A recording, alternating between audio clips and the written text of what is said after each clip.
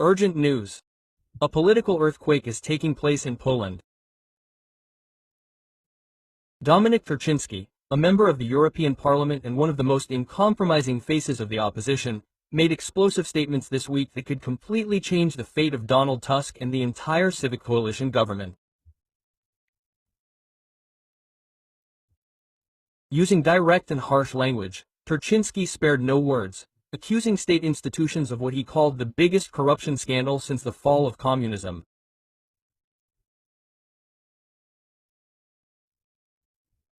During a press conference, surrounded by journalists, cameras, and protesters from both sides of the political spectrum, Tarczyński revealed that he possessed documents, recordings, and testimonies that he claimed proved Donald Tusk's direct involvement in a series of financial and political crimes committed over the past few years. Most alarmingly, many of these activities were allegedly coordinated during Tusk's current term as Prime Minister. The Polish nation has been deceived. A man who operated like a common criminal behind the scenes was allowed to power. I'm not here just to accuse. I have evidence. The evidence that has been submitted to the prosecutor's office, if not ignored by political pressure, will be sufficient to send Donald Tusk to prison. Moreover, if confirmed, it could lead to the immediate fall of the government, Tarczyński declared in a serious tone, looking directly at the cameras. According to Tarczyński, the investigations concern multi-million-dollar public contracts, the transfer of EU funds to fictitious NGOs, bribery arrangements in strategic appointments, and a network of influence reaching into state-owned banks, energy companies, and even the justice system. Sources connected to the European Parliament confirmed that there are suspicious activities associated with Tusk's name. Some documents are reportedly already being analyzed by international prosecutors. The MEP also announced that the full report will be made available to international media to prevent any attempt to cover up the matter on Polish soil. During his speech, Tarczyński issued a direct challenge to the Prime Minister. If he has nothing on his conscience, he should come to the same with the documents, look the Polish people in the eye, and prove his innocence. But we know he won't do that. He will hide behind advisors, behind marketing, behind silence, because he fears the truth. The MEP also accused the current government of subjugating the justice system, manipulating decisions and appointments to ensure impunity. He claims that many public officials are forced to remain silent under threat of dismissal or persecution. When asked by journalists about the nature of the evidence, Tarczyński was unequivocal. We're not talking about rumors or opinions. These are contracts, bank transfers, legal wiretaps, and sworn statements. These documents directly link Donald Tusk to arrangements that led to the siphoning of hundreds of millions of zloty from the state budget. Quote. He added that the materials also include the testimony of a former close advisor to Tusk, who decided to cooperate with investigators after years of silence. The witness allegedly revealed secret meetings, verbal instructions, and threats against government members who opposed illegal practices. Amid the political storm, pressure on Tusk is mounting daily. Opposition members have begun submitting formal requests for a parliamentary investigation, and even among the civic platform, PO, coalition partners, signs of unease are evident. Rumors have surfaced of the Prime Minister's possible resignation, though nothing has been officially confirmed. President Andrzej Duda has so far avoided direct comment, but sources within the presidential palace say he is closely monitoring developments. According to Tarczyński, what has been revealed is only the tip of the iceberg. He predicts that more facts will be revealed in the coming weeks, and the entire system Tusk has built is about to collapse. What lies ahead will be even more shocking. The truth is emerging, layer by layer. Donald Tusk has tried to build an image of a European statesman, but behind the scenes, he operates like a political mafioso, and he will not rest until every Pole knows his true colors. As of the time of this article's publication, Donald Tusk has not issued any public statement regarding the accusations. His press office has limited itself to stating that the Prime Minister trusts the institutions of the Republic of Poland and the full functioning of the rule of law. Behind the scenes, however, there's talk of urgent meetings among civic platform (PO) leaders who are trying to limit the damage and prevent the government's political collapse. The tension is palpable. In cafes, subway stations, on social media, and in editorial offices, everyone is commenting on the potential scandal that could change the course of events in the country. For many, Tarczyński's allegations represent a chance to cleanse Polish politics of systemic corruption. For others, they represent a risky move by a politician seeking media attention. Since these accusations erupted, Donald Tusk's silence has been deafening. The man who spent decades building a reputation as a political strategist and defender of the European Union is now avoiding confrontation with the allegations. And as Tarczyński himself says, silence is an admission of guilt.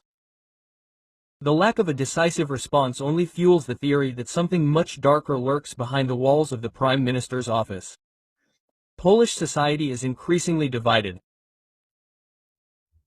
On the one hand, Tusk's staunchest supporters accuse Tarczyński of political theater, a desperate attempt to return the opposition to power. On the other, ordinary citizens, including many former Civic Coalition voters, are beginning to express frustration, distrust, and a growing desire to see the evidence for themselves. During a new public appearance, this time at an event in Krakow, Dominik Tarczyński doubled down. He declared that if the prosecutor's office doesn't move forward with the investigation, he would release some of the materials he possesses. "I'm not afraid. They've already tried to silence me in various ways, but the truth is stronger than any threat." Quote. Tarczyński also announced that he is working with international lawyers, primarily from Germany and France, to ensure that the evidence is not manipulated, destroyed, or concealed. A digital server located outside Poland stores a copy of all files. "If anything happens to me, these documents will be automatically sent to international media. The security system is already in place," he said. Meanwhile, in Warsaw, in the Sejm, lower house of parliament, the atmosphere is reminiscent of the Cold War. The backstage area is rife with speculation, intrigue, and mounting tension. MPs who were previously staunch allies of Tusk are now avoiding interviews, while others are secretly conversing with the opposition, considering scenarios for a caretaker government if the allegations prove untenable.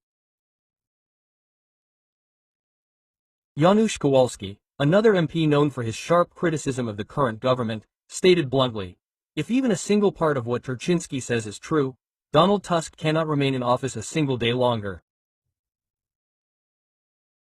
Elżbieta Witek, former Speaker of the Sejm, suggested the immediate establishment of an investigative committee with extraordinary powers, including access to contracts, financial flows, and internal government communications.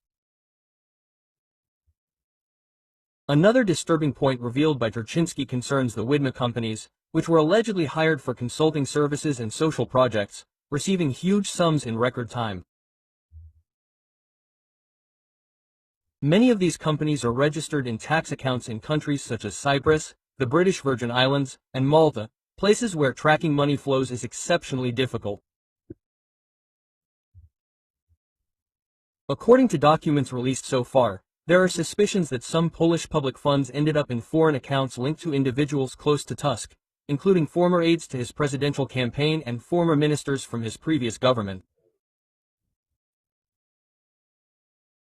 Tarczyński went even further, suggesting that foreign interests are financing certain government operations to keep Tusk in power in exchange for favorable political and economic decisions. This is a serious accusation, which, if confirmed, will damage not only Tusk's image but also Poland's sovereignty. Concern is growing within the Civic Coalition itself. Some MPs have anonymously admitted that they expected a decisive response from Tusk, at least a conference where he would publicly confront the allegations. But this has not happened. The Prime Minister has limited himself to closed meetings with advisors, and his legal team has been reinforced with experts in criminal and international law. Some commentators believe Tusk is biding his time. He believes that by ignoring Tarczyński, he will lose momentum. However, the opposite is happening. With each new statement, leak, or piece of information, the case gains international momentum. Media outlets such as Le Monde, Spiegel, The Guardian, and the New York Times have already dispatched correspondents to Warsaw.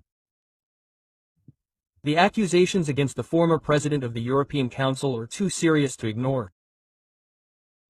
If the embezzlement of EU funds is confirmed, the European Parliament could launch its own investigation into Tusk. This would threaten not only Poland's internal stability but also its relations with Brussels. Poland stands at a political crossroads. If the allegations are swept under the rug, trust in democratic institutions could be irreversibly damaged. In turn, if the case is brought to a close and Tusk is found guilty, the country could witness the greatest fall of a serving prime minister in modern history. As Tarczyński himself said, this is the moment of truth. Poland must decide whether to continue accepting lies and manipulation, or to face its demons and rebuild its future on the foundations of justice. I have chosen the truth, and I will not yield. What began as a powerful accusation is transforming overnight into an institutional crisis of epic proportions. Donald Tusk, once a symbol of political stability and European prestige, is now surrounded by investigations, incriminating documents, remorseful witnesses, and an increasingly impatient public. And at the center of this political hurricane is Dominik Tarczyński, determined, uncompromising, and seemingly poised to take the lead in the greatest political earthquake in modern Polish history. Signs of an impending collapse are emerging from behind the scenes of the Prime Minister's office. Tusk's close associates, previously perceived as loyal to the end, have begun seeking private lawyers and erasing the records of their internal communications. The instability is so profound that in just 2 days, 3 strategic meetings were cancelled, and key ministers have ceased appearing in public. According to independent journalists, a clear division has developed within the government. One faction believes Tusk should temporarily step down to form a coalition. The other believes they must fight to the bitter end, even if it means bringing down the entire government. But Tarczyński's latest statements leave no room for doubt. A temporary resignation will not suffice. A man accused of serious crimes against the state cannot lead the nation a day longer. Tusk must resign. He must face justice like any other citizen. Without a suit, without immunity, without a political umbrella. This week, Tarczyński handed over another batch of documents to the prosecutor's office. Bank statements, records of international transfers, and internal emails that he claims directly link the Prime Minister's office to illegal campaign financing and manipulation of multi-million tenders. But the most damaging element of this material may come from a human source. Sources close to Tarczyński reveal that a key witness, a senior figure in the Ministry of Finance from 2019 to 2012, entered into a cooperation agreement with the prosecutor's office.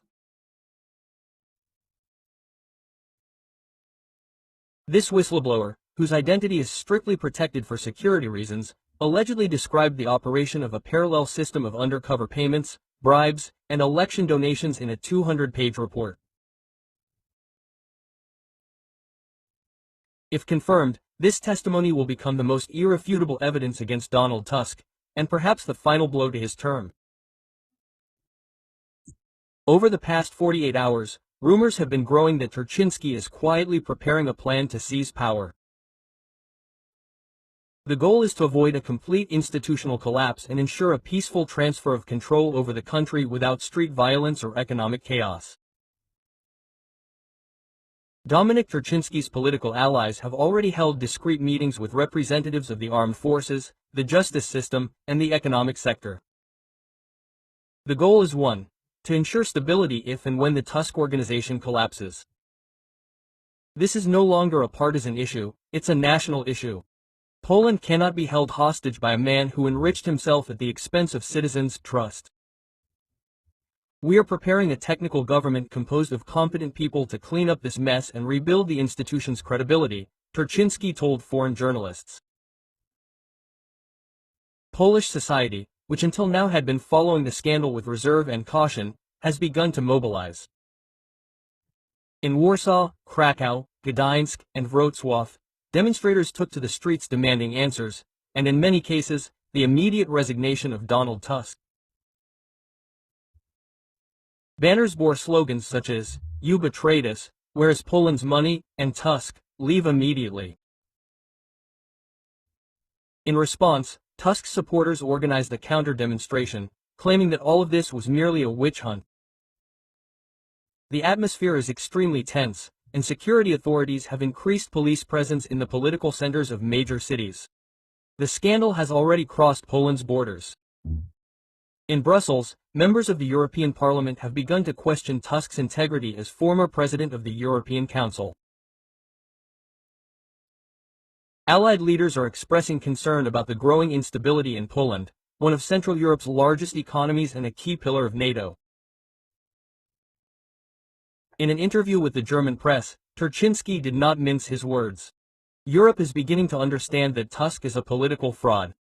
He sold himself as a statesman, but acted like an operator of dirty deals. The time for impunity is over. Now he will have to answer. Faced with mounting pressure, Tusk faces the decision to fight to the bitter end, risking his reputation and the country's stability, or to resign in an attempt to salvage what little political dignity he has. But Tarczyński has made it clear that regardless of the Prime Minister's decision, the truth will come out. If he thinks he'll flee, he's mistaken. He's not fighting for positions, he's fighting for justice. And this fight will only end when every last penny stolen is returned to the nation, and every guilty party is behind bars. While the country holds its breath, one question resonates in newsrooms, parliaments, and city squares. Is this the end of Donald Tusk? Or does the man who for years ruled the Polish political scene with an iron fist and a European smile still have some aces up his sleeve? The answer is coming, and all signs point to it being historic. And now we want to hear your opinion. Do you think Donald Tusk will survive all these allegations and remain in power? Or do you think the evidence presented by Dominik Tarczyński is compelling enough to force Tusk to resign or even land him in prison? Share your thoughts in the comments. It's crucial for us to know what Poles really think about this issue. And if you enjoyed this video and want to continue following updates on this case, which could completely transform Polish politics, please leave a like. It truly supports our work, and subscribe to the channel by clicking the bell so you don't miss any new information. The crisis is just beginning, and the truth is just beginning to emerge. See you in the next video.